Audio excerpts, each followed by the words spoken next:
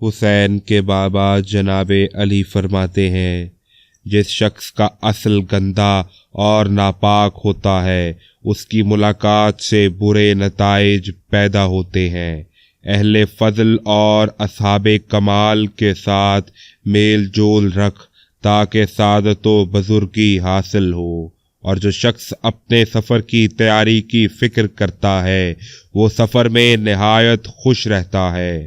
آدمی جس چیز کو نہیں جانتا اس کا دشمن، اور جسے جانتا ہے اس کا دوست ہے۔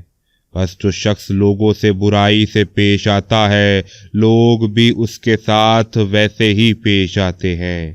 عقل مندوں کی مجلس اختیار کر، کیونکہ اس سے تیری عقل کامل، نفس شریف اور جہالت دور ہو جائے گی۔ بادشاہوں کے دربار زیادہ آمد و رفت مت رکھ کہ وہ تھوڑی صحبت سے ملول ہو جاتے ہیں اور خیر خواہی کرنے سے دشمن بن جاتے ہیں۔